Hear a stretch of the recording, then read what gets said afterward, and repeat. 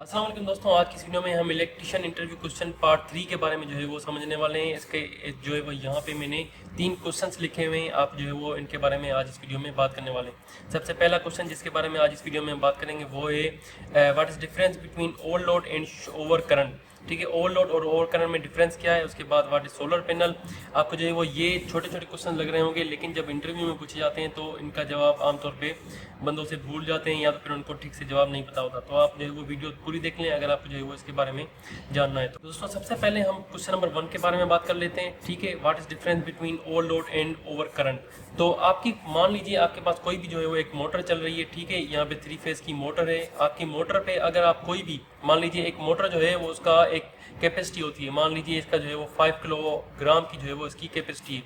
अगर आप इस पर 5 किलोग्राम का लोड ले रहे हैं तो ये अंडर उसके आपके जो है वो मैक्सिमम कैपेसिटी के अंडर में चल रहा है या तो उसकी मैक्सिमम कैपेसिटी पे चल रहा है। लेकिन अगर आप इस पे से 7 किलोवाट का जो है वो लोड ले रहे हैं तो 7 किलोवाट का लोड का मतलब है इस पे जो है वो आपने ओवरलोड लिया हुआ है। ठीक है, तो आपने यहाँ पे ओवरलोड दिया हुआ है इस मोटर को। ठीक है, अगर आपने यहाँ पे इस 5 किलोवाट की मोटर को जो 5 किलोग्राम की जो मोटर है जिसकी कैपेसिटी 5 किलोग्राम है, आपको जो है वो उसमें 7 किलोग्राम का लोड दिया हुआ है, तो उसका मतलब है आपने इस पे ओवरलोड दिया हुआ है। अब इस ओवरलोड की वजह से आपकी अल्टीमेटली आपकी जो है वो मोटर पे करंट ही इंक्रीज होगा। ठीक है, आपका जो करंट है वो ही इंक्रीज होगा। तो आपका ओवरलोड और ओवर करंट अगर आपसे इंटरव्यू में पूछा जाता है तो आप उसको ये भी कह सकते हैं कि ऑलमोस्ट सेम है। ठीक है, और ऑलमोस्ट सेम पे आप जो को आपको रुक नहीं जाना, क्योंकि अगर आप रुक गए तो उसका मतलब है आपको कुछ पता नहीं है।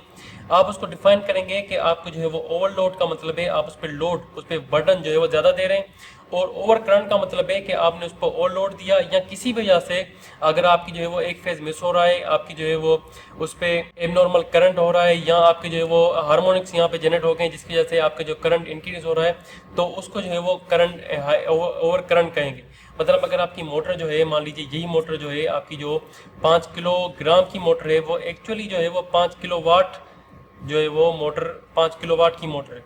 लेकिन अगर आप इस पर जो है वो लोड 5 किलोवाट से बढ़ के 6 किलोवाट दे रहे हैं यहाँ पे, ठीक है 6 किलोवाट दे रहे हैं मोटर को लोड, तो आपकी जो है वो करंट इंक्रीज हो रहा है। अब वो लोड जो आपका 6 किलोवाट आ रहा है वो हो सकता है कि आपकी लोड की वजह से आ रहा हो, मतलब 5 किलोग्राम की जगह पे आपने वहाँ पे 7 किलोग्राम दिए उस वजह से आ रहा हो, या हार्मोनिक से आपके सिस्टम में जनरेट हो गए उस वजह से आ रहा हो, या आपकी केबल जो है वो लूजिंग कर रही है जिसकी वजह से आपका लोड आपका करंट इंक्रीज हो रहा है, या आपकी वोल्टेज इंक्रीज हो गई है जिसकी वजह से आपकी जो है वो करंट इंक्रीज हो रहा है। तो कोई भी यहाँ पे मसला हो सकता है जिसकी वजह से आपका जो है वो करंट इंक्रीज हो रहा है। तो ओवरलोड का मतलब है आपने मोटर पे ओवरलोड दिया हुआ है जिसकी वजह से ओवर करंट ले रहा है। दूसरा रीज़न हो सकता है कि कोई भी एबनॉर्मलिटी हो गई जिसकी वजह से ओवर करंट ले रहा है। तो ये दोनों डिफरेंस हैं ओवरलोड और ओवर करंट का। अब दोस्तों उसके बाद क्वेश्चन आ जाता है व्हाट इज सोलर पैनल। अब सोलर पैनल में क्या होता है, अगर आपसे इंटरव्यू में पूछा जाता है, अगर आपसे इंटरव्यू पूछता है कि सोलर पैनल क्या है, तो आप उसको जवाब देंगे solar panel is the combination of solar cells. Solar cells को आप छोटे छोटे सोलर सेल्स को आप सीरीज में और पैरेलल में कंबाइन करके आप जो है वो एक सोलर पैनल बनाते हैं। अगर आपने ये जवाब दे दिया वहाँ पे तो आपसे वो क्रॉस क्वेश्चनिंग में पूछेगा कि फिर सोलर सेल्स क्या है। तो सोलर सेल एक ऐसा सेल है, एक छोटा सा सेल है, जैसे मैंने यहाँ पे बताया आपको सोलर पैनल में छोटे छोटे सेल्स सोलर सीरीज और पैरेलल में मिला के एक सोलर पैनल बनाया जाता है। तो वो जो छोटा सोलर सेल है वो क्या करता है, आपकी हीट एनर्जी को आपकी लाइट एनर्जी को इलेक्ट्रिसिटी में कन्वर्ट करता है। ठीक है, तो आपका सोलर सेल जो है वो कन्वर्ट करता है लाइट एनर्जी को इलेक्ट्रिसिटी में। ठीक है, तो यही आपका जवाब यहाँ पे होना चाहिए कि एक लोड सोलर सेल जो है वो आपकी लाइट एनर्जी को इलेक्ट्रिसिटी में कन्वर्ट करता है, और सोलर पैनल जो है वो combination of light cell solar cells होता है जो कि अल्टीमेटली आपको जो है वो high power high current high voltage देके सीरीज एंड वोल्टेज में सोलर सेल्स को कंबाइन करके आपको जो है वो हाई वोल्टेज हाई करंट देता है, जो कि अल्टीमेटली फिर भी लाइट को एनर्जी को कन्वर्ट करके आपको इलेक्ट्रिसिटी में कन्वर्ट करके देता है। उसके बाद दोस्तों लास्ट क्वेश्चन आता है जो कि आमतौर पे बहुत पूछा जाता है इंटरव्यू में, वो होता है बक्कल्स रिले। अब बक्कल्स रिले क्या है उसके बारे में आज हम इस वीडियो में जान लेते हैं। इसके बारे में मैंने पहले भी बहुत सारी वीडियोस बनाई हुई हैं जो कि इंटरव्यू क्वेश्चंस में इसके बारे में मैंने डिफाइन किया हुआ है, लेकिन फिर भी आप इस वीडियो में मैं आपको जो है वो फिर से समझा देता हूँ कि बक्कल्स रिले एक्चुअली है क्या। तो दोस्तों बक्कल्स रिले जो है वो आपके बड़े ट्रांसफार्मर्स में लगा होता है। ठीक है, जो भी बड़े ट्रांसफार्मर्स होते हैं जिनमें टैंक और जो है वो मेन टैंक और कंजर्वेटेड टैंक लगी हुई होती है, उसमें आपका जो है वो ट्रांसफार्मर में आपकी बक्कल्स रिले जो है वो लगा हुआ होता है। ठीक है, अब इसका पर्पस क्या होता है, इसका पर्पस होता है इंटरनल फॉल्ट्स को डिटेक्ट करके ट्रिप करवा देना। अब इस रिले में एक्चुअली अंदर भी दो रिलेज होती हैं। एक रिले जो है वो होती है वो आपकी एबनॉर्मलिटीज़ को डिटेक्ट करके वार्निंग साइंस देती है, और दूसरी जो है वो रिले आपकी ट्रिपिंग का सिग्नल देती है अगर वो जो है वो वार्निंग्स ऊपर हद से बढ़ गई हो तो। अब ये क्या करता है, मेन टैंक और कंजर्वेटेड टैंक के बीच में लगा हुआ होता है, ठीक है।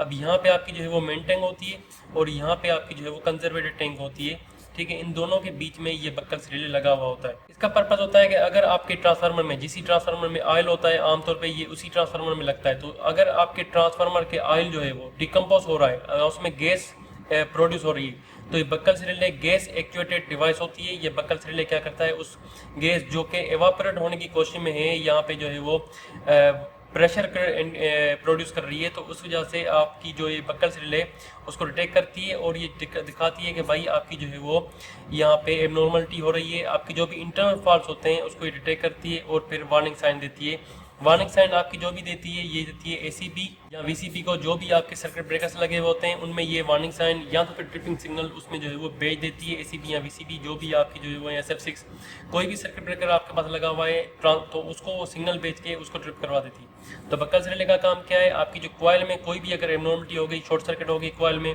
या आपका जो ऑयल है वो डिकम्पोज हो रहा है, तो उसको भी डिटेक्ट करके उसको जो ट्रिप करवा देगी। यहाँ पे आप ये भी बात याद रखें कि बक्कल्स रिले जो है वो सिर्फ इंटरनल फॉल्ट्स के लिए यूज़ होती है, मतलब जो भी फॉल्ट्स आपके टैंक में अंदर हो रहे हैं, फिर वो कॉइल में हो रहे हैं, ऑयल में हो रहे हैं, उन्हीं को ये डिटेक्ट करती है। आपके जो आउटर फॉल्ट होते हैं, जो बाहर के फॉल्ट होते हैं, उनको ये डिटेक्ट नहीं करती। दोस्तों अगर आपको ये वीडियो पसंद आई हो तो वीडियो को लाइक एंड चैनल को सब्सक्राइब जरूर कीजिएगा, साथ में बेल आइकन को भी प्रेस कर दें ताकि आपको नोटिफिकेशन मिलती रहे। मैं ऐसे ही आपकी जो है वो इंटरव्यू क्वेश्चंस की लिस्ट और भी लेके आऊँगा, तो अगर आपको जो है वो और क्वेश्चंस पूछने हो तो आप मुझसे कमेंट सेक्शन में पूछ सकते हैं।